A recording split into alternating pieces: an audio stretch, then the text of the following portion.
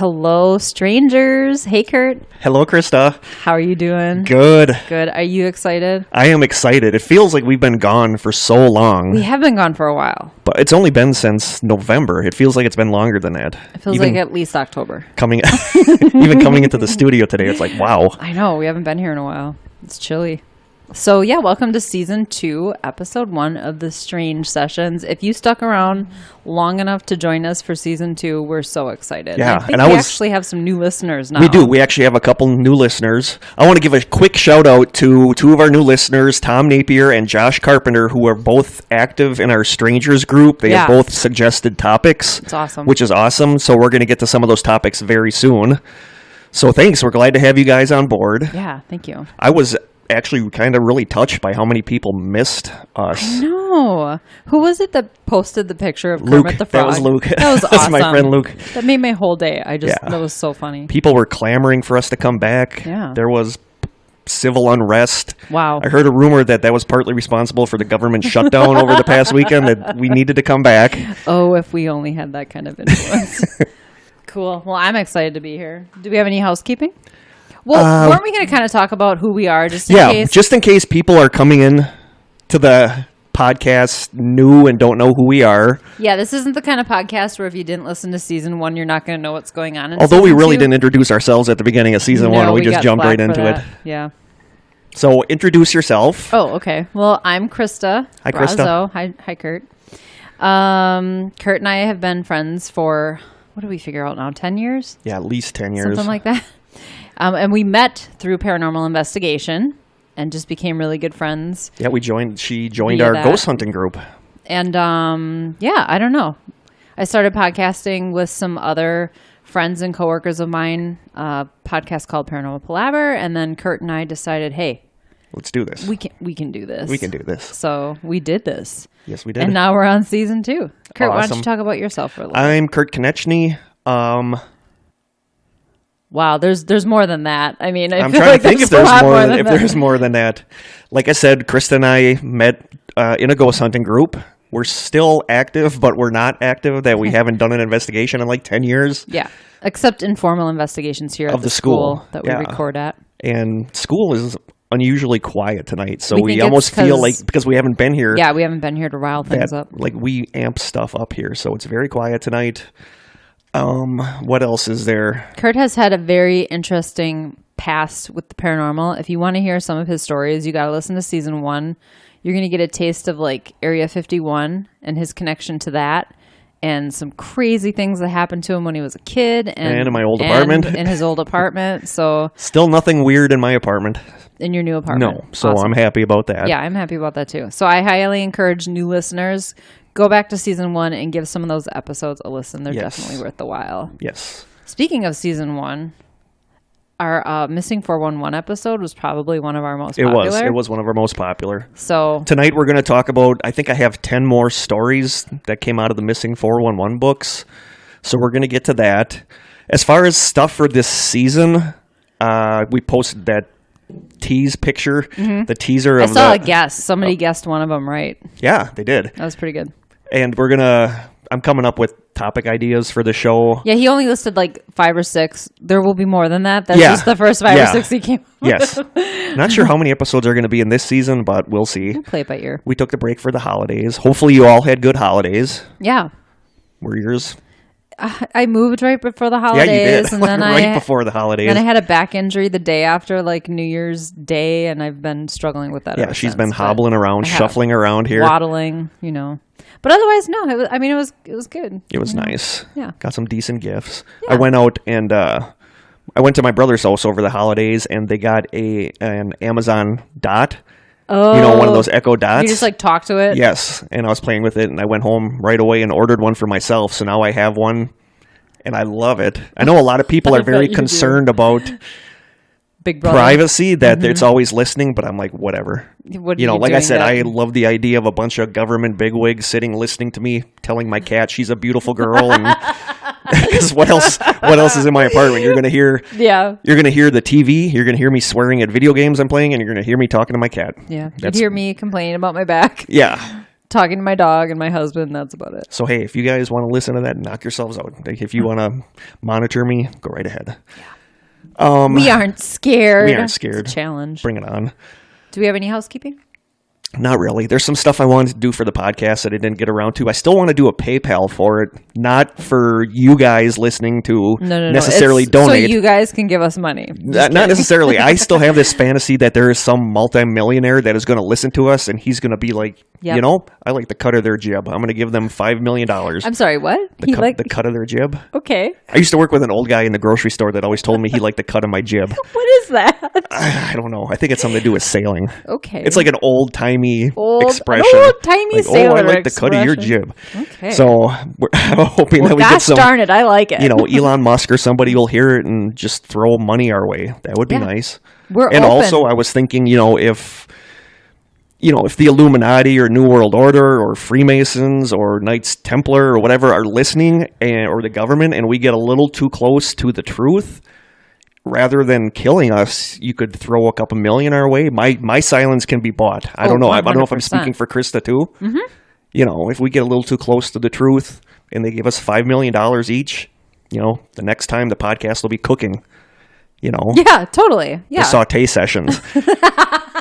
So our our silence can be bought. Did you just come up with that? Yes, now? I did. That was awesome. I was trying to think something that started with an S. That was the first cooking term. I love cooking shows, so I could probably run with that. So I want to get a PayPal going at some point. We're trying to get more active with our social media. We have Instagram now. So Krista put the Instagram together and we have over 100 followers on there, and the Twitter that I pretty much neglected, we have 6 followers. So thank you, Twitter followers. So Krista's going to be taking that over. Yeah, we linked the accounts. So we're going to try to get better with that.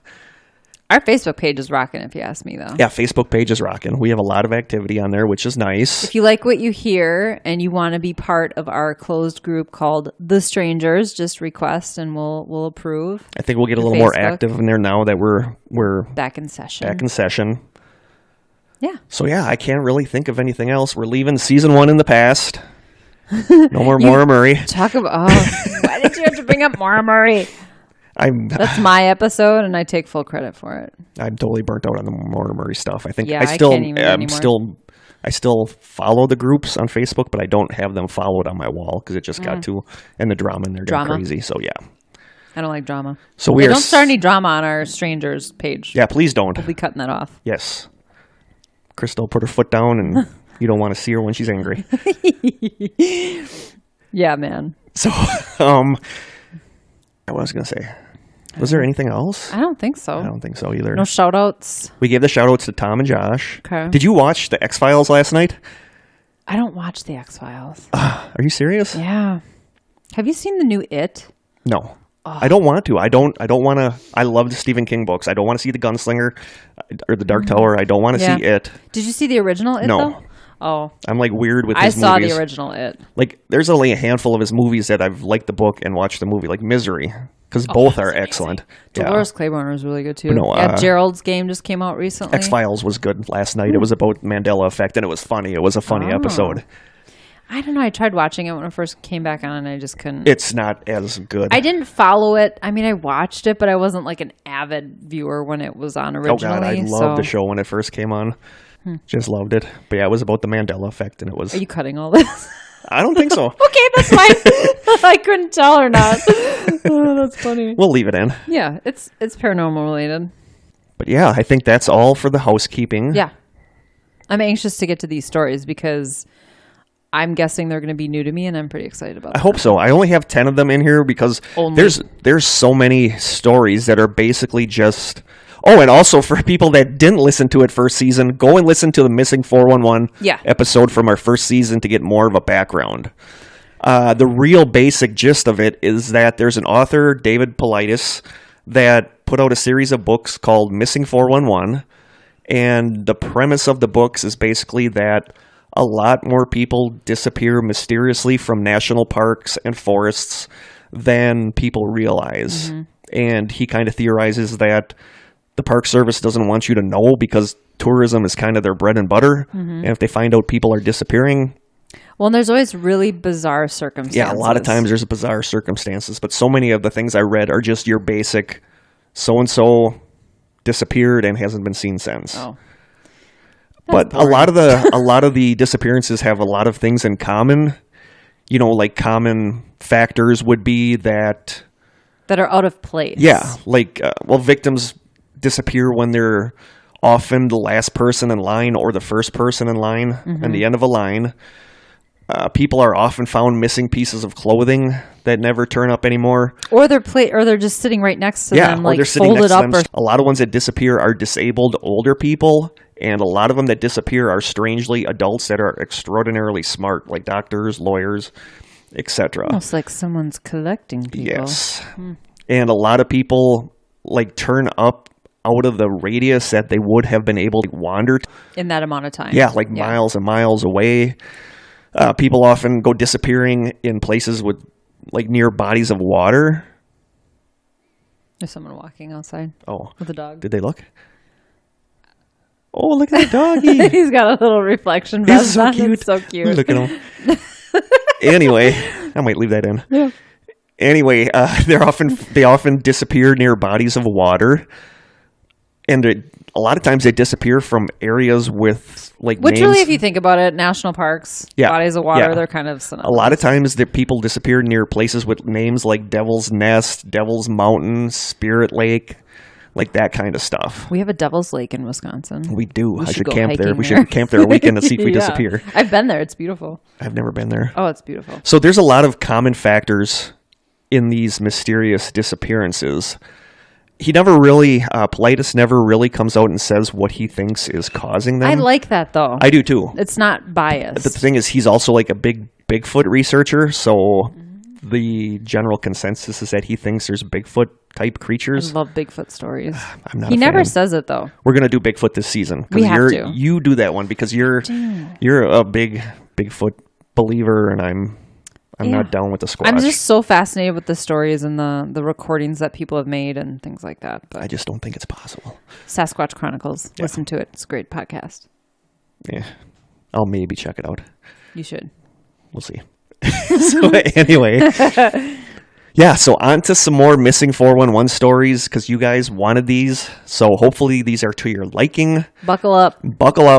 And we're going to start with one that is very like textbook missing 411 stuff. Okay. On August 18th, 2000, Rosemary Kunst, age 30, was with a group of people at the remote Spirit Lake area of the Marble Mountains Wilderness, part of the Klamath National Forest in California. Okay. I don't know if I'm saying that right or not. Sure. 18 months prior to that, Rosemary and her husband were involved in a serious car accident that killed her husband and left her injured. As part of her recuperation, she joined up with a Native American group that often went to Spirit Lake to carry out ceremonies, which included spirit dances to help bring the Native American ancestors back down to earth. The lake is only accessible from one direction with steep 70-degree boulder banks around it and dense tree cover, making access difficult apart from the trail at the very northern end of the lake. On the day of the 18th, the group had planned to go out for a day hike, but Rosemary decided to stay behind. She told the people that remained with her in camp that she decided she was just going to walk the path to the southern part of the lake in an attempt to try to mingle with the spirit of her dead husband. Which is always a little... I mean, I get it. Is she injured in a way that's like... I don't think like a mentally way. I think she was just like... Or like disabled? Yeah, like she was older too, so okay. She had, physical injuries and stuff. Okay. But she could walk. I mean, she was mobile and she went out there for these hikes and stuff, so that was part of her recuperation. I wonder, had she like communicated with her husband at this lake prior? I don't think so. That's interesting. That's an interesting twist. It is an interesting twist. Yeah, her exact words were that she wanted to go to the southern part of the lake to try to mingle with the spirit of her deceased husband. Okay. She asked one of the children, I believe he was the grandson of the tribe elder that was there, she asked him if he wished to go around the lake with her, but he decided to stay back in camp. The cook that was there made a small lunch for Rosemary, and she headed off on the trail. When she didn't come back by late afternoon, the police were notified. A search commenced with 50 volunteers, a FLIR-equipped helicopter, which is the heat-sensing helicopter, sniffer dogs, horseback searchers, and members of the California Highway Patrol. Wow. Yeah, so they had They covered the gamut. Yeah, California Highway Patrol, Ponch and John were out there looking. The dogs were unable to locate a scent, and no clothing, body, bones, tracks, or blood were ever found, which would dismiss an attack by a bear or a wildcat. No trace of her has ever been found. You know, and they searched the lake because it was around the lake. They searched the lake. They said if a person really wanted to, they could have scrambled over the boulders and out of that area, but there was nothing on the others. It was just dense trees, dense brush. Why would she, though? Well, people theorize. What I'm going to do during these is tonight I'm going to try to play devil's advocate a little bit and kind of look for explanations. Holes, yeah. And people theorize that she possibly had it in her mind that she was going to kill herself out there. Oh. But then they said, why would she invite the grandson to go with her around the lake, which makes no sense unless it was a spur of the moment decision. Or maybe it was, I'm going to do this, but if this guy says he's coming with me, then it's not my time. Yeah. But she was also a little older. Wouldn't she just do it in the lake or something then? Yeah, but they didn't find. They searched the lake, and she was also a little older, and with the injuries and stuff, I don't think she could have scrambled over the 70-degree. I'd be curious to know what her injuries were. I don't know. I couldn't find that in any of the stuff. Yeah, I didn't find that in any of the stuff. But they said she headed around the trail around the lake, and that's the last anybody's seen of her. And that's very textbook 411. Yeah. Missing 411. Missing without a trace. Yeah, missing without a trace. Someone who it would be very difficult to quickly go missing without a trace. Yep. Yeah. So that's one of the stories. When was this? This was August of what? August 18th, 2000. Oh, okay. So relatively recent. She was 70 years old. But it's just weird to me that they've never found anything. Right. And they searched. I mean, they searched everywhere. Especially since they know where she was last. Yeah, and she was older. She couldn't get that far that fast. A lot of times when people go missing, they left to go to they say they're going to the store, and who knows where they went after that. And, but this person, we knew where they were. Yeah, and it was an enclosed location, so this is just a textbook mysterious disappearance. Odd. Okay. I don't know what I think about the killing herself. You know me, aliens. It was aliens. I don't know. It was insane. I just feel like if she Sasquatch. it was Sasquatch, alien Sasquatch. If she had committed suicide, they would have found her. Yeah, and I think I don't know. I think people would have noticed something was off, but I don't know. It could have been a spur of the moment decision to kill herself, but then how did she kill herself? Right. Did she just wander off into the brush? Chisel a rock into a knife and I don't know. I don't know. I doubt but they would have found, and if it was an animal attack, there would have been blood there. Well, they had hounds. Yeah, and it said the hounds couldn't even find her trail. So that's weird. Yeah. Especially since they know what trail she was on. Yeah. And I'm sure she had belongings left in her tent that they could use as a scent. Yeah. So it was like strange. She headed off, and they saw her walk off, and that was it. It's funny. It seems so basic, but it's really strange. Yeah, it is. Okay. Second one. This one's a little icky, so we're going to get this one out of the way first. Icky? Icky. Okay. In October of 1968, 24-year-old Evelyn Consuela Roseman had taken a holiday hiking alone in Yosemite National Park in California. California? Yep. On October 19th, 3 hikers found her body at the base of the 600-foot-tall Nevada Falls in the park. She had obviously died from massive injuries sustained in the fall. One of the strange things is that based on where she landed, which was marked by clearly noticeable brain matter on some boulders. Is this the icky part? No, that's not even the icky part. Oh my God, okay. You could see where she landed. There were bits of skull. There were bits. I didn't want to get too graphic. There were bits of skull and brain matter on the boulders, so you could see where she hit. The strange thing is that from where the boulders were, she could not have simply fallen off the waterfall. The landing area was too far away. The stream of water from the waterfall was very slow and very shallow and wouldn't have provided the force to push her body out to the distance it was found. Investigators concluded that she was, and these are the terms I found, either launched, catapulted, or thrown with inhuman strength from the top of the falls. What? And here's where we get to the icky.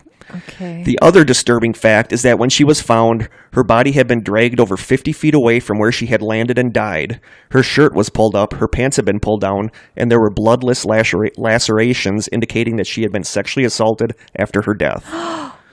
Come on. Yeah. How old is this person? 24. Oh. I didn't want to get too graphic either with the bloodless lacerations, but the bloodless lacerations showed that she was raped after her death. I don't know. Who comes across a dead body and is like, I don't know. Yeah, let's do this. I don't know. The thing is, she was a stripper, and she was also, and I don't get let's not this. hold that against her. No, I'm not holding it against her. And I don't understand how this works, but she was apparently the park's masseuse. So she would give massages to people that were in the park.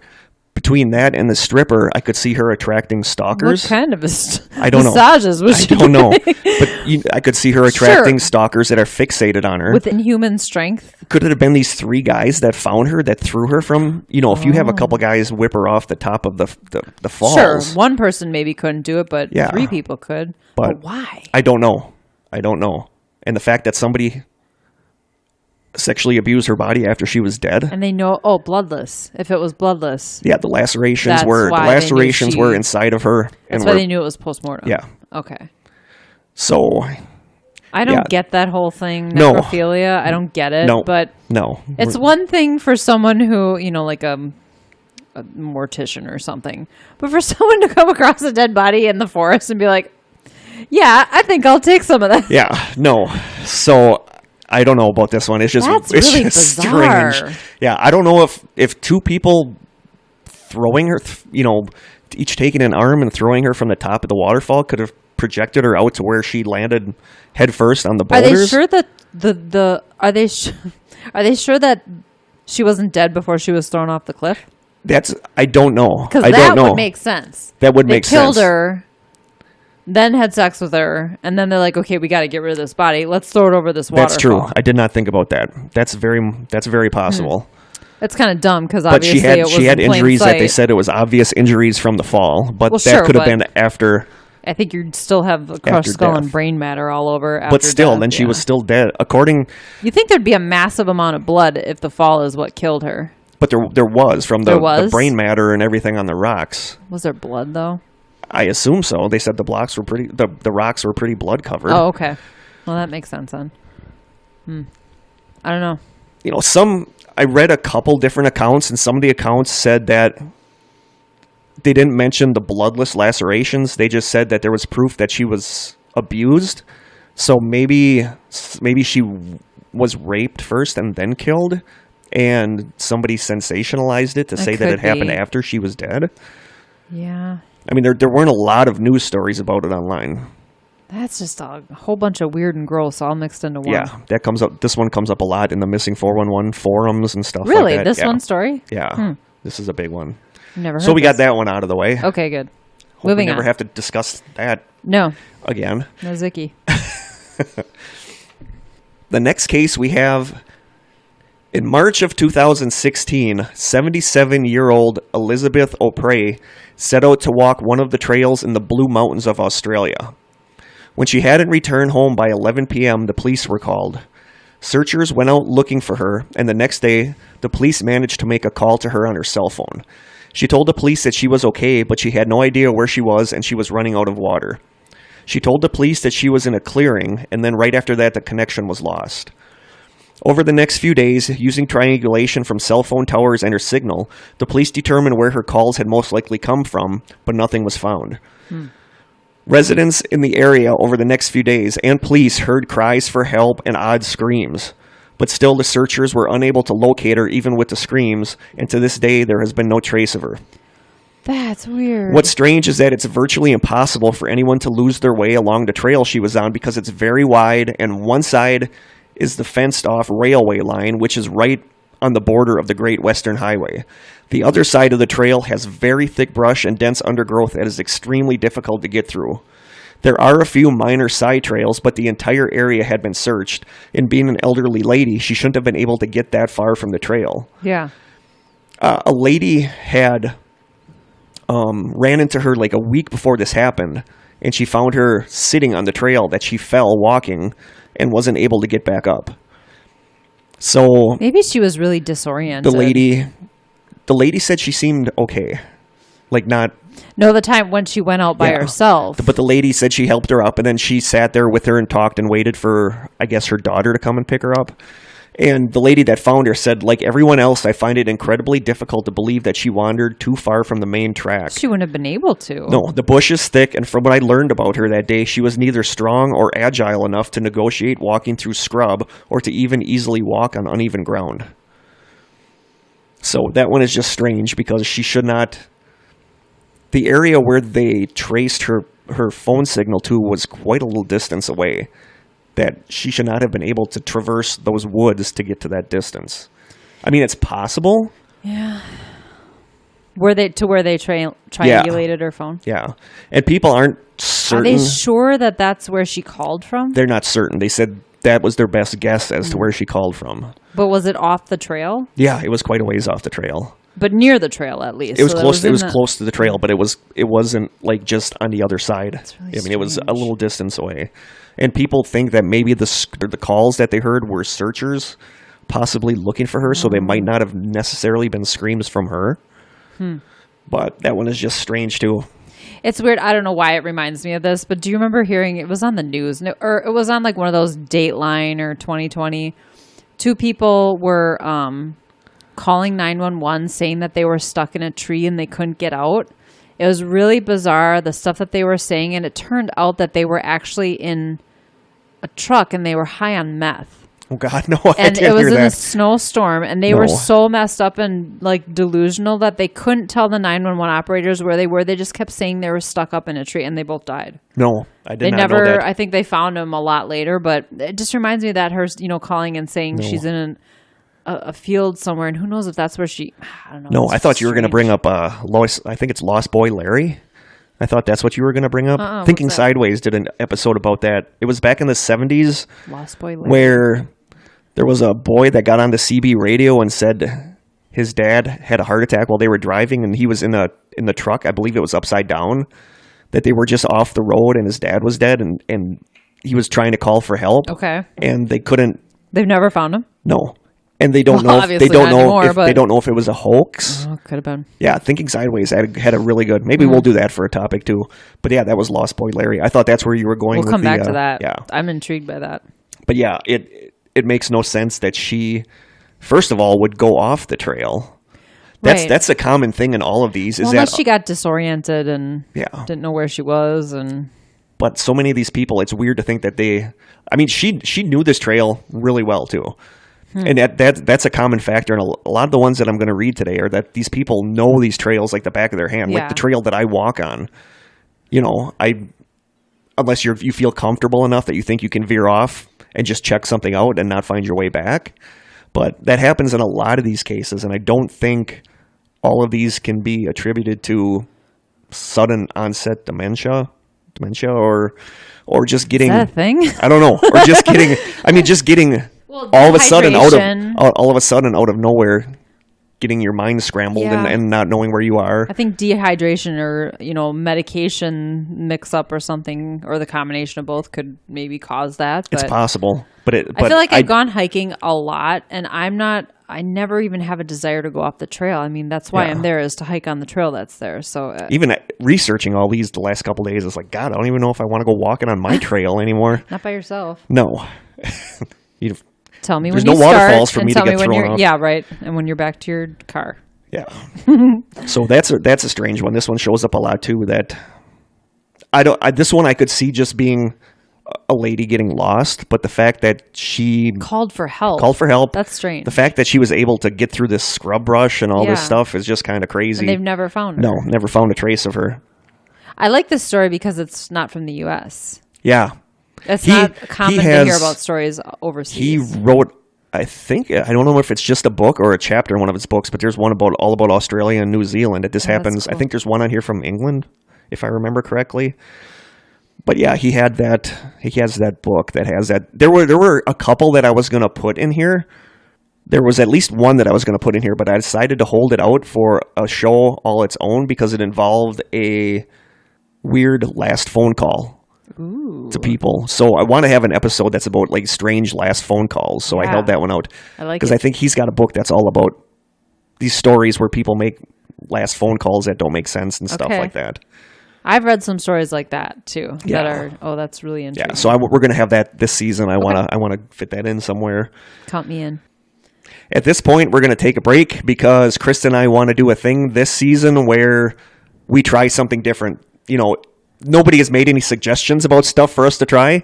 So We're talking about like food, drinks, drinks, candy. snacks, candy. If there's something weird or different that you would like us to try on air, let us know what it is. You can send it to us if you want, but otherwise just let us know what it is. Yeah, we do need a P.O. box, but otherwise just let us know and then we'll look for it. But today for Krista and I got a drink that I really wanted to try. Okay. And he hasn't told me what it is No. yet. Kurt is reaching into a bag. What it is? Ooh. It's a can. It is called Area. I'm going to take a picture. The brand name is Area. Ooh, the heart of turmeric. I love turmeric. Yeah, I love turmeric too. It's a fruit drink, 0 calories, so it's good for both our diets. Okay. It's 0 calories, and it has turmeric in it, which right now is like one of the big wonder drug spices. It's got tons of antioxidants in it. Yeah, it's like an anti-inflammatory, so I thought it might be good for your back too. Yeah, oh, thank you. Yes, my back injury. Turmeric is used a lot in Indian food, and I love Indian food. It's in curry I and do stuff too. like that. I love curry. So I wanted to try this for like the last month or two, but I wanted to wait till Krista and I were together so we could try it for the podcast. Oh, you waited. It might be turmeric's a spice, like a flavorful spice, so I very don't know strong. how it's going to work with It fruit. also stains your fingers if you get it on your I'm fingers. guessing that this is going to be like an ungodly yellow color because turmeric is like super yellow. It's what gives curry its color. Yeah, they use it to give yellow mustard its color, so it's like really yellow. So in the can, it's green. It's like it looks wow. like It mellow looks- yellow or Mountain Dew or something. But it looks like pee. I'm not going to lie. It looks a lot like pee. like glow in the dark pee. Though. Like if you just had a couple vitamins. Whoa, it's fizzy. It's fizzy. It's got notes of mixed berry. So I don't know how this is going to be. Oh, it smells really good. But it's turmeric. smell I don't know if it's going to be like spicy. It might not taste like turmeric though. Okay, you ready? Okay, ready? Oh, it's not sweet at all. No. Not at all. No, it's very bitter. It's like seltzer water that has like a tiny bit of berry flavoring in it. Yeah, it's way more bitter than I expected it to be. It's not sweet. It smells like it's going to But be it also really- has 0 calories. That's true. I thought it would taste Nothing- a lot more like turmeric than it does. Yeah, no, I don't taste turmeric at all. Okay, that's weird. It's not bad. No, it's not terrible. I'm not a seltzer water person, though. That's what it tastes like to me. Expected it to be sweeter. Totally, because it smells sweet. Okay. Well, what's your verdict? Do you recommend it to our listeners? I do. I think it's actually kind of good. The more I drink it, the more I think it's good. I like that it's calorie free. But I prefer think it's, my organic apple cider vinegar. Krista apple loves her cinnamon apple drink. cider vinegar. Yeah. No, I like this. Out of 10, I would give it a 7. I give it a 5. Wow. I think I'm going to be far more generous because You are. You know, it's way better than that. What was that jelly bean we had that was so god awful? The dead fish in the face one. It's Like a punch in the face with a by dead, dead fish. So yeah, it's way better than that. This is actually kind of good. The more I drink it, the more I like it. It says each can has the benefits of 1 tablespoon of turmeric. With its natural yellow color, it is like neon yellow. Turmeric is not this color. Oh, turmeric is like super yellow. But it's not like a bright neon yellow. It's have more like something a at home- mustardy color. I have something at home called golden milk. That's like a mixture of turmeric and a couple other spices and herbs that you heat up milk in the microwave and mix it in there, and it's actually really good. That sounds good. So I'm kind of a fan of turmeric, but I do not taste it at all in here. I love the idea of spices for health. Yeah, and like so do their I. natural healing qualities and things like that. Yeah. I'm into like essential oils and stuff like that. See, and I know quite a bit about herbs and that stuff, like health-wise. Mm-hmm. I've always been fascinated by that. I always end up buying some new herb or supplement, trying it, and it hurts my stomach or makes me We'll groggy. see what this does. Yeah, we'll see what this does. We'll probably both be drunk by the time we leave. I hope not. Yeah. You're driving back there. I am driving. All right, so that's not bad. That is- It's not too bad. It's kind of growing on me a little. Maybe when you burp, it'll taste like turmeric. I can't burp. Like just in general. No. Didn't you know that? You can't burp? I can't burp. Are you kidding me? No. You Where never does knew all that? that go? That's why your stomach makes That's why my stomach craziest gurgles. noises. You honest to God never knew I couldn't burp. I didn't know that. Maybe I did know that. I think you did. I feel like I did, but it's still shocking. Yeah. No, I can't burp. My stomach will gurgle like crazy. You know? That's weird. Do you know that every time my husband goes to clear his throat, he hiccups? No, I didn't know that. You're not the only weird one. It is pretty weird. It's very weird.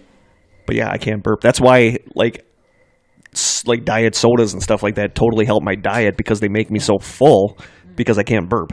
So anything carbonated, that's why I can only drink a couple beers before my stomach is just killing me. Wow. Yeah, that would suck. It does suck. Belching gives you like the greatest relief. Whatever. I can do the other thing. You know, the other way that air will come out. I can do that. Then I would have to call this paranormal palaver because when I'm in here with Jeff and Joe, it's mostly Joe, but... Passes gas? Oh my God, it's so bad. Joe would not do that. Oh my God, yes he would. Okay, we're getting off track Moving a on. little bit. I just thought I'd give Jeff and Joe a shout out. Hi, Jeff and Joe. I'll appreciate the We're going to have a show this season about the Illuminati. Yeah. And I want Joe here because that is... Yes, Jeff can come too. Jeff, does he believe in the Illuminati? Jeff doesn't believe in anything. Yeah, he kind of He's a doesn't. curmudgeon. Okay, next story. I'm ready. That's a good word. I'm going to sip on my turmeric soda. All right. In September 1974, 10-year-old Damien Mackenzie, and the name Damien always, ever since The Omen, Sure. the name Damien always just makes me uneasy. September 1974, 10-year-old Damien Mackenzie was on a youth group camping trip with 39 other students at Marysville Falls near Victoria, Australia.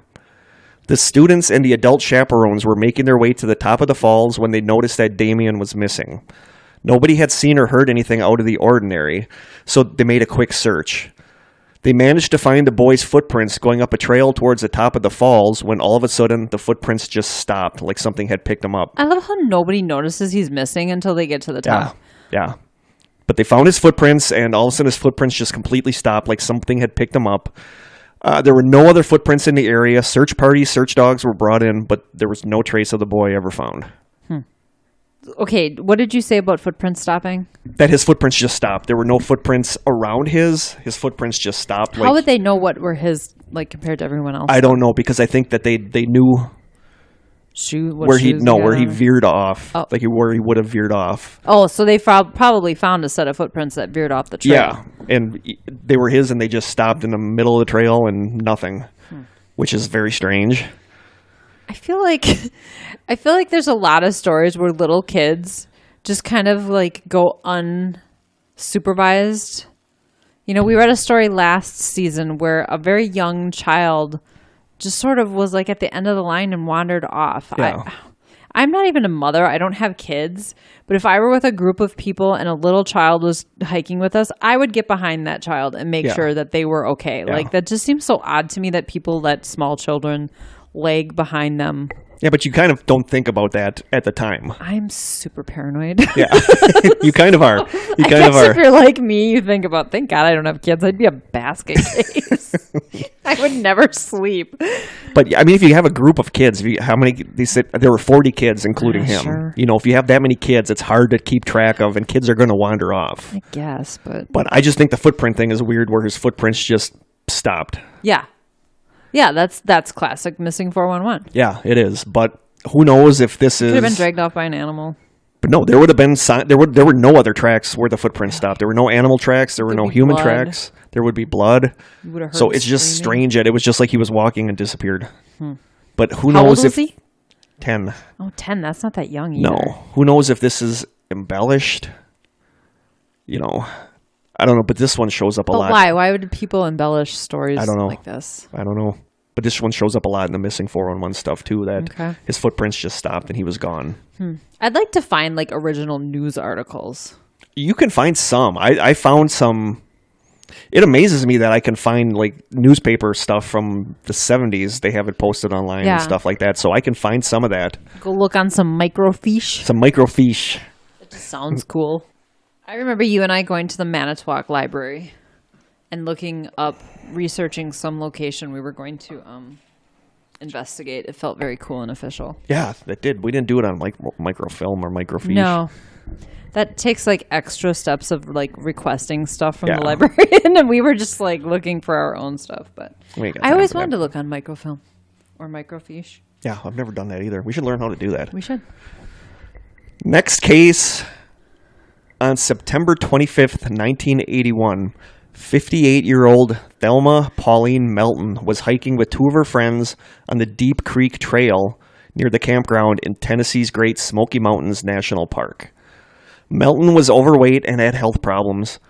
She had been walking on the trail for 20 years, not continuously, but you know what I mean. I feel like she wouldn't be overweight and have health problems if she had. But she was like super familiar with the trail. Okay. She had been walking on the trail for 20 years and knew the area very well. Her friends started teasing her about her slow pace, so Melton jokingly sped up and passed the women, getting a little ahead of them on the trail. Oh, boy. Melton's friends kept expecting to go around a bend or over a hill in the trail and see Melton, but they didn't see her. They got back to the campground and she wasn't there. She was reported missing and a search party was formed, but no trace of her was ever found.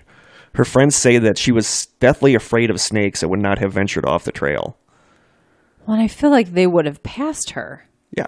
This one has a lot of theorizing that her husband was back at the campground. Okay. That she was unhappy in her marriage and wanted to run off with somebody else.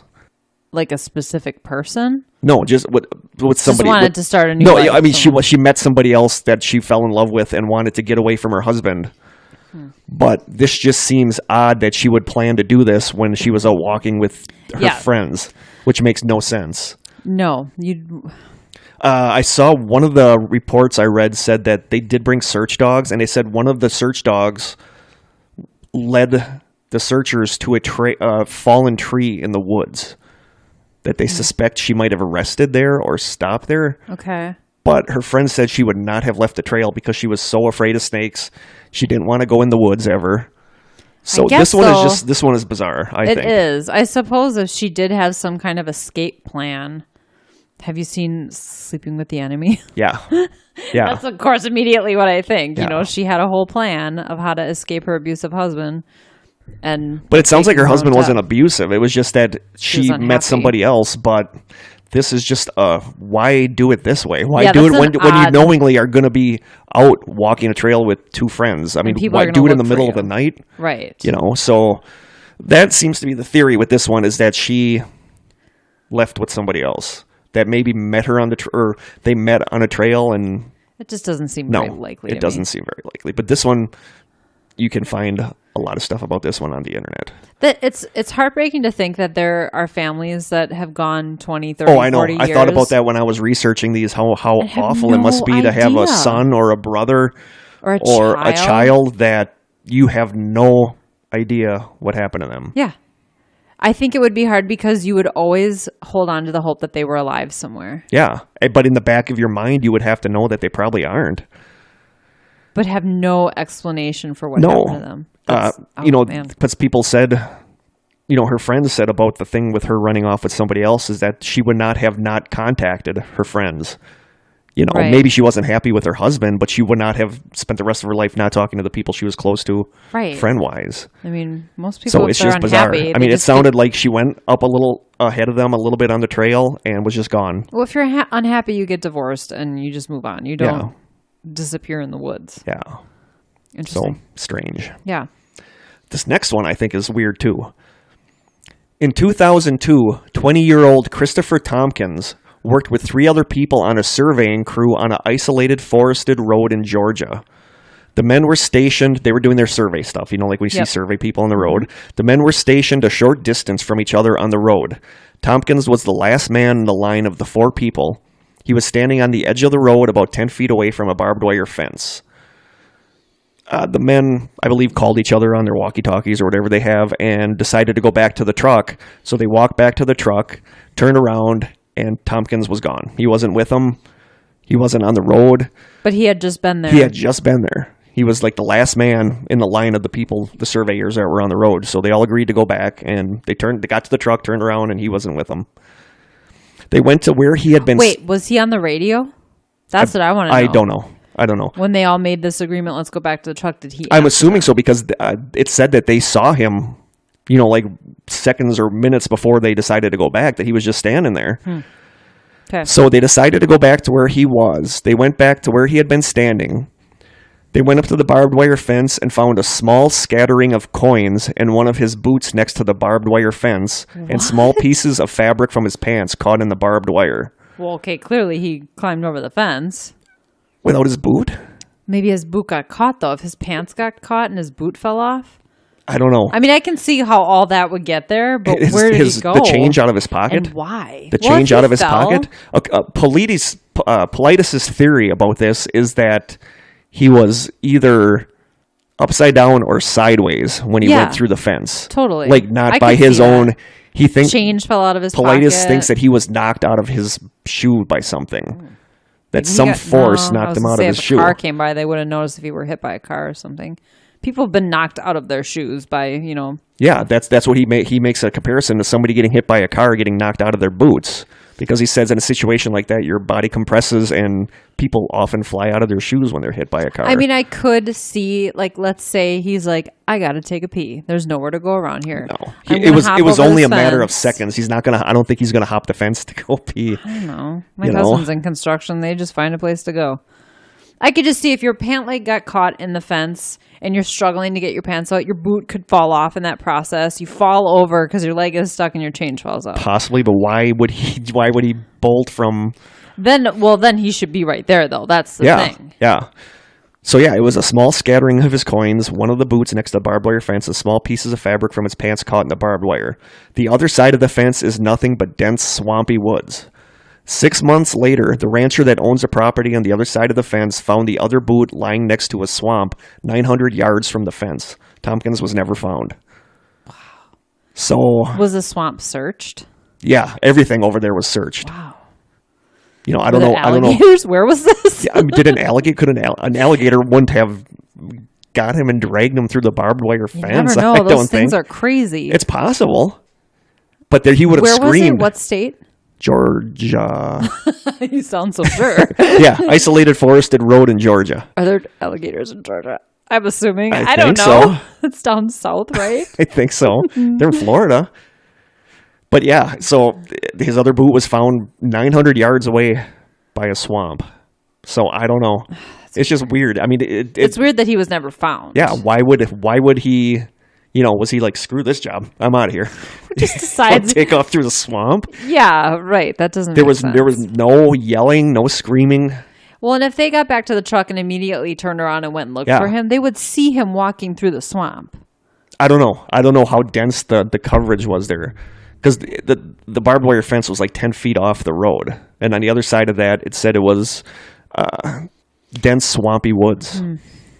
So this one is just weird. I mean, I don't know what to make of this one. Right. But Paulides thinks that he was knocked by some force. Like, what was that movie where, was it not The Visitors, where the people were like just grabbed up into the air by the aliens? Where you'd be talking to somebody and all of a sudden you would see them just fly up to the sky. I can't think what that movie was called. Julianne Moore was in it, I think. Oh. But that's what he made this sound like, where he was there 1 second and all of a sudden some force just grabbed him and yanked him and pulled him towards the swamp through the barbed wire fence. That's what Paulides thinks. I feel like you could I don't understand why would the change have fallen out of your pants pocket if you were just hopping the fence. Yeah. Unless you fell. That's the only thing that really makes sense. But yeah. I just feel like they would have noticed that. Yeah. I don't know. This one is weird. Yeah. Next one. This is kind of a twofer. Ooh, a twofer. June 2015 at Rustlers Park Campground in the, I'm not sure how to pronounce this, Chiricahuas Mountains in Arizona. It sounds good. Okay. A woman named Janet Castrajan disappeared. This is in Arizona, you said? Yes. Okay. In 2000... At a campground in the Chiricahuas Mountains. Did you say 2002? 2015. So this is recent. Not even close. Wow, just a couple years ago. Yeah. All right. There was a woman named Janet Castrajan that when she was 17 years old, she was in a car accident that left her with brain injuries, short-term memory loss, and a mental capacity of a 5 to 7-year-old child. Oh, God. Yeah. She was there camping with her mom and dad. She had been completely dependent on her parents since she came out of a month-long coma after the car accident. On that day, in June, Janet and her mother left their dad in the RV to take the very short trail, less than a quarter mile, to the campground pay station to drop off a letter to be mailed. They dropped it off there. They left her alone? No, she came with the mom. Oh, okay. The dad stayed in the RV. Okay. And she walked with the mom to the campground pay I was still station. stuck on the fact that she has like the mentality of a 5-year-old. Yep. Oh, that's sad. Okay. Yeah. So they went there. She dropped off the envelope. There was a restroom less than 300 feet away from the pay store, the pay station, whatever you call those things. The mom had to go to the bathroom. So Janet said that she wanted to go back to the RV. So the mom let her go back to the RV. No. The mom said she was in the restroom for maybe 1 to 2 minutes. When she came out, she expected to see her walking the trail back to the RV, and there was nobody there. She got back to the RV thinking that maybe she somehow got there first, and her dad was in the RV, and he said no, he'd been watching the rearview mirror the whole time. So there must have been one specific little moment, because he said he was watching the mirror the entire time, expecting to see her come around a bend in the trail. So there was one moment in there where she was just gone. As soon as the mom went into the bathroom, someone came and snatched her Her up. mom said there were no sounds of cars. There were no screams. There was nothing. She said it was absolute quiet. Yeah, you would hear a car. Yeah, you would hear something. She said she didn't hear walking around. She didn't hear anything. She came out and she was just gone. And a trail that's a quarter mile long is not that long of a trail. No. You know, apparently there was a bend in it. So somewhere before that bend where her dad would have seen her in the mirror of the RV. And she was out of earshot. And she was out of earshot. Something happened. And she was never found again. No. Nope. No trace. Her mom was only in the bathroom for a minute or two. Dad was watching them in the RV's mirror. The police were called. Several dog teams were brought in to search for Janet's scent over the next few days. But the only scent they found was along the trail that she walked on with her mom. That was the only place. Her scent never went in the woods. It never left the trail. Well, that doesn't make any sense. No. Nope. And I feel like those dogs are so reliable. Yeah, they are. They really are. But they said they went to the woods that are right there. They searched. No, the dogs didn't pick up on anything. There was nothing there. They never found her. Wow. So now, 3 months later, on September 13th, 2015, again in Rustlers Park, 69-year-old Loris Cosden was walking his cat on a trail in a park. He went, I know, I don't. Why do people walk their cat? Oh, my cat would be so pissed. Yeah. But yeah, he told his family he wanted to just get away for a little bit. He wanted a little mini vacation, so he went there with his cat. Okay. And that's what you do. People there saw him, a couple times on the trail walking his cat. How do you miss a guy walking a cat? Yep. Other campers saw him and interacted with him and said that he was jovial and friendly. When he didn't return home by the 19th, which was 6 days after that, his family called the police. They went to the park. They found his car at the park, empty, with the park ticket still from the 13th on it. And no trace of him has ever been found. Or the cat? Or the cat. That was the first thing that ran through my mind. I was like, what about the cat?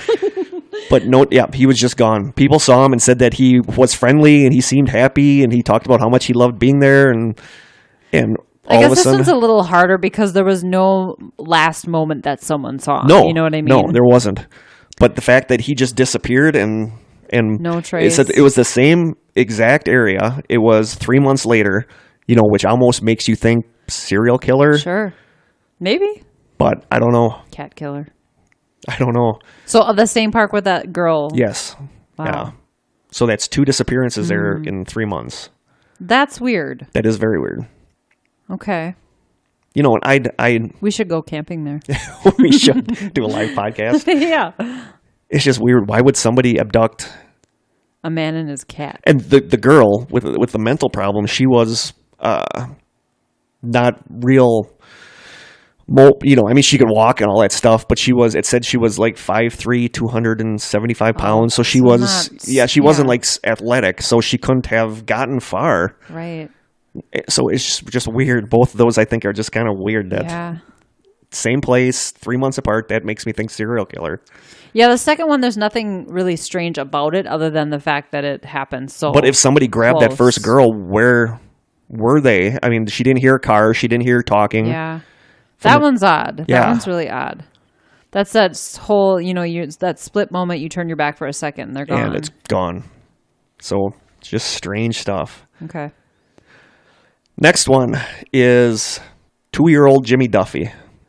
Jimmy Duffy's parents often went deer hunting, bringing Jimmy and his 18-month-old sister with them. On October 9th, 1973, they were near Lake...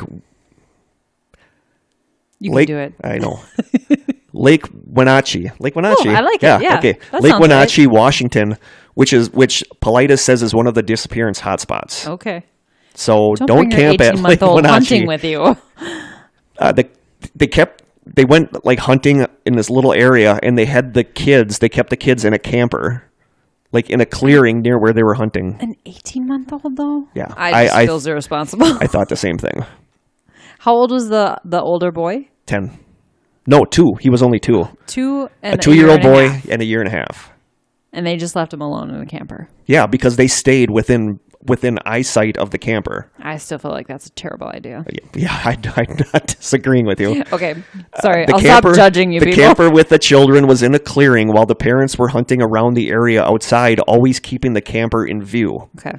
They walked behind a few trees for 10 to 20 seconds, and they heard an odd scream or a screech that they say did not sound like their son.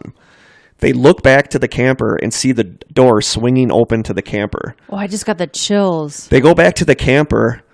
The sister and the cat are still sleeping inside the camper, but the boy is gone. No trace of him is ever found. And it was in the middle of a clearing. Yeah. So they would have seen something coming or going. The screech, they said, was weird. They said it didn't sound human. It sounded more like an animal. But they said what was weird was that the cat was still sleeping. That, my cat, if there's a noise in the hallway and my cat is sleeping, she's up in an instant. Yeah, that is odd. Animals in general just are very, aware of their surroundings. Yeah. They stir very easily. But they said the daughter and the cat were still sleeping, but the boy was gone and no trace of him was ever found. That's creepy that they look and the door's swinging open. And the common theory on this one is that people think that the parents either intentionally or accidentally killed them and that this was their cover story. Could be. Somebody said that when they were walking a trail earlier in the week, they saw the mom hit the boy. But on the other hand, it was the 70s, and back in those days, everybody got clobbered. You got a swat. You got clocked if you were naughty. My parents didn't do that, but no, my dad a lot of either. people did. There was only one time I think I got the wooden spoon on the butt. He always threatened it, but I think I only got it once. But that seems to be people's general consensus. The police flat out told the dad that they don't believe him. Wow. They gave them both lie detector tests, which they both passed with flying colors. Oh, that's interesting. Yeah. So I mean, they're not super reliable, but they both had the same story. I feel like they're kind of hard to fool. Yeah, they both had the same story, and they passed a lie detector test. This is what happened. They heard that screech, turned around, and saw that the door was swinging open. That's creepy. Yeah. I mean, it's hard not to feel a little suspicious about it, but if what they say is true, that's... And if they passed lie detector... I know lie detector tests are pretty fallible. Sure. But for both of them, you would think that it would be inconclusive or something. Yeah. To me, that's more... I don't know. I like this drink. I don't. I'm only drinking it because you gave it to me. Well, that's very polite of you. Thank you. I'd rather drink my apple cider vinegar. So yeah, that's the Jimmy Duffy story. Okay. Very bizarre. I don't like that one. No trace of him was ever found. It really bothers me when there's no trace. No. What happened to these people? I don't know. We'll never know. I hate to say it. Know. I hate saying it, but my gut feeling is that the parents did it. But why would you come up with such a crazy cover story? Why wouldn't you say that? Why would you bring up the screech? Why would you bring up the scream? Why would you bring up that the cats were sleeping? I mean, that's a horrible cover. You could say that you ended up wandering off farther than you expected, and when you came back, he was gone. The daughter was crying. The cat was nuts. Why would you say the cat was sleeping? Yeah, the daughter was those sleeping. Are details that were, sort of fabricated by the internet. Could be, as it were. That could be. I mean, I feel like a lot of these stories could not, like when it's a group of 40 kids hiking in the woods, but like the last story with the girl who the mom was in the bathroom, I mean, there could have been an accident that they just tried to cover up, But yeah, I mean, that's the thing with a lot of these is that people wonder if a lot of these... Then? I don't know. I feel like if that were the case, searchers would have found something. Yep. This next one we could probably do an entire episode on because this one is to me, this one is very Maura Murray-esque. Oh, I'm intrigued. This one is 16-year-old Trenee Gibson. That's an interesting name. I know. I think that's kind of cool, actually. Trenee? I think that's actually kind of cool. Okay. 16-year-old Trenee Gibson went on a field trip October 8th, 1976, to the Great Smoky Mountains National Park with a group of Smoky Mountains again. I know. It comes up a lot in these. Okay. And the Appalachian Trail comes up in a lot of these. But she went on a field trip to the Great Smoky Mountains National Park with a group of about 35 classmates from her high school. A bus dropped them off that Friday afternoon at an area called Klingman's Dome, which is one of the most visited spots in the Smokies. The students were to hike from there to another trail to another, I believe it's called Andrews Bald. I believe that's a mountain. It's a really strange name. I believe that's a little hill hill or mountain. It was 1.8 miles there and back, so it was a short hike. Really it was like short, a 4-mile hike, basically, and then come back. The trail was a wider trail. It had some steep drop-offs on the side. By most accounts, Trenee was walking with a group of students. The group of students she was with stopped to take a rest break, but Trenee, I keep wanting to say Trenee. But Trenee continued walking, putting herself alone between the group she was with and a group that was a short distance ahead of them. Statements from classmates say that they saw her suddenly stop on the trail, head turned, like she was looking at something of interest off the side of the trail. She took a step or two off the edge of the trail and then vanished. When she didn't reappear, the students went to the spot where she was, and all that was off that side of the trail was a very steep creek bank. A search party was called in, but no trace of Trenee has ever been found. No trace of Trenee has ever been found. Her too. Okay. To this day, nobody knows for sure what happened to her, but there are some theories. 2 years before the incident, a student named Kelvin Bowman broke into her family's house, and Trenee's mom shot him in the foot. Wow. Yeah, well, this is a weird twist. Yeah. He was sent to reform school, and he vowed to get revenge on Trenee one day. Was he on this field trip? No. Okay. Plus, there are rumors that with Kelvin gone, the drug supply to the school dried up, and several students hated Trenee because of this. Oh, boy. Some students on the field trip that day claimed that they saw Kelvin's car following the school bus to the park, but nobody is really sure because school records show Kelvin being in class at the time this happened. Oh. There are unsubstantiated reports that tracking dogs caught Trenee's scent, tracking her from the trail through the woods and to the nearby highway where they lost her scent. So the three basic theories on this one is that it's a missing 411 weird vanishing, that she was abducted and killed, or that she voluntarily ran away. This is another one of those, though, where I feel like they watched her step out of sight. Yeah. They immediately went to where she was and they didn't see her. Yeah, no, they said they saw her step off. They said she was like, some of the reports said that she was crouched. She crouched down and looked sideways off the trail. But other reports said that she was standing, looking sideways. But either way, she stepped off the the students said trail. that she looked like, like if you're walking on a trail with somebody and all of a sudden they're looking to the side, like, what is that? Yeah. And then she stepped off the trail, and they lost sight of her when she stepped off the trail, and that's when she vanished. But I feel like, and then they ran up and looked, and it was like a long, steep drop. Yep. I feel like you would have seen her if she had fallen down. Yeah, if she had fallen down, you would have seen her, and why would the Kelvin that wanted to get revenge, why would he come through the woods up this... With a whole bunch of witnesses. That doesn't make sense. Yeah, so it was a weird story. Never seen again. Wow. There was a boy... It's insane how many people go missing. I know. I don't remember what his name was, but there was a boy that was walking with her for part of this... on the part of this trail, and she ended up breaking off from him and going with this other group, and then going ahead from the other group. And some reports that I read said that this boy was found with her comb in his pocket that she always had and never left her side. So there's a lot of theories that this boy was working in tandem with this Kelvin. And they think that maybe this so dramatic. Yeah, they think maybe this boy told her what was going to go on, so she was trying to get ahead to get back to the bus to tell the teachers or something. But like I said, this one I think could have almost been an entire episode because this is very... Yeah, it sounds like there's a whole backstory. Is there foul play? Was there not this. foul play? Some people think she just wanted to run away and chose that time, but I don't know. I was really, really fascinated by this story. I actually spent a lot of time reading about this one. I mean, it sounds like, if this other backstory is related, it's very involved and complicated scheme that took place. And why our high school kids and like I said, records showed that he was in class during that time, but could those be faked? It was 1976.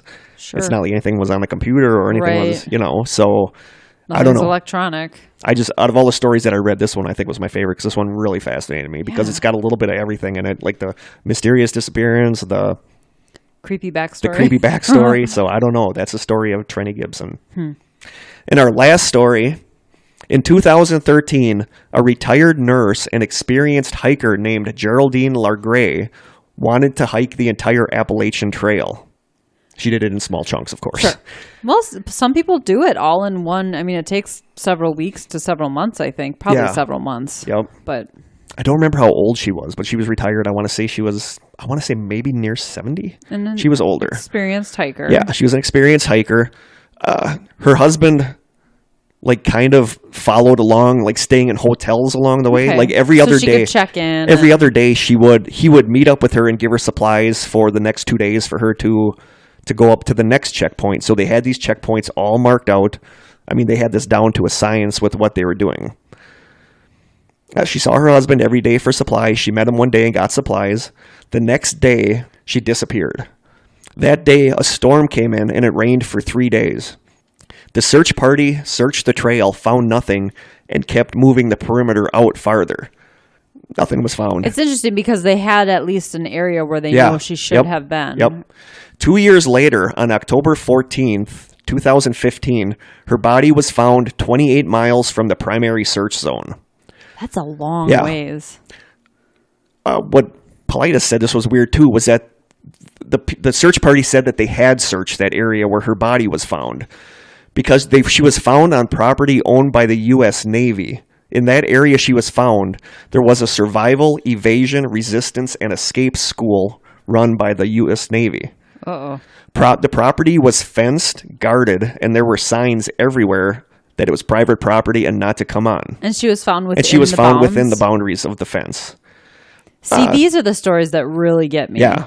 When the body is found. By this time, all that were left were bones. And how much longer? It was 2 years later. Oh, okay. All that were left were bones. Sense, yeah. The medical examiner said that she died from a lack of food, water, and exposure, but that made no sense because she had been restocked. She had food, she had water, and she had a cell phone that worked because that's how she was contacting her husband. So this whole one is weird because...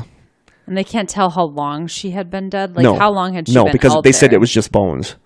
But they were able to determine that it was her. Well, and how did she get to a place like that? That was guarded, that had... I don't know. These are the stories I like. Yeah. The stories where people go missing, they're never seen again. That's intriguing, but this is really weird. How do you explain this? Yeah. I believe she was inside the fence.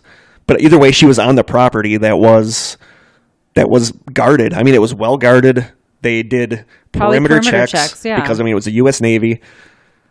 So, yeah, this one is weird. Well, and they claim that they searched that area. They claim they searched the area. It was 28. That's very common. It was 28 miles away from where she knew this trail. She had everything mapped out. Why would she have left the trail and then went 28 miles? 28 miles is a long way. That's a huge, oops. Yeah. I figured an hour or two into it, you'd be like, I'm going the wrong way. Yeah, she had they had everything mapped out so they would know exactly where they were at all times. I'm sure the trails, it's a very highly traveled trail. I'm sure it's well marked, at least I would think so. Yep. But so how she ended up at the survival school...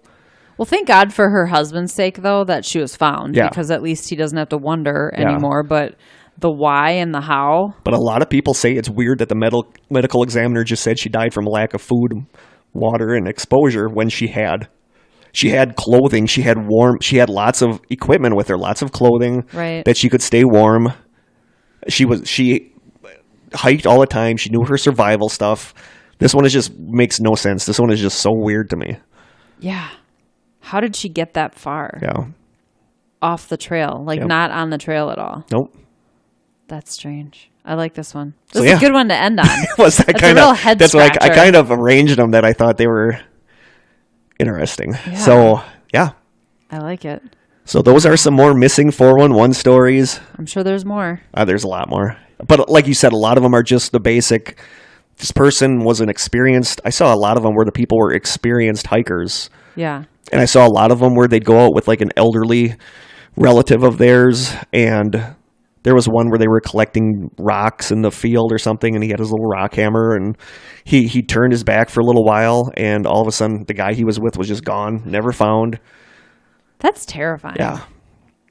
To think that somebody can just disappear.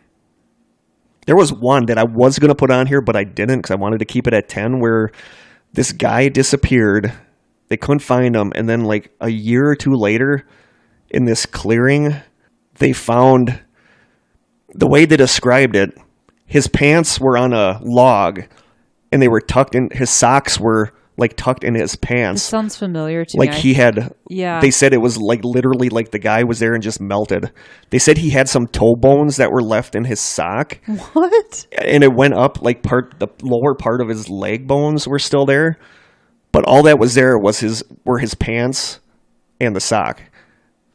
So I don't know. And the pants were tucked into the sock. The socks were tucked in, you know, like Like a hiker would do. yeah, To protect from yeah. ticks. No and shoes, things no like shirt, that. no nothing, just his pants. And they said it was like one of the investigators or whatever said it was like his socks and pants were there waiting for the rest of them to show up.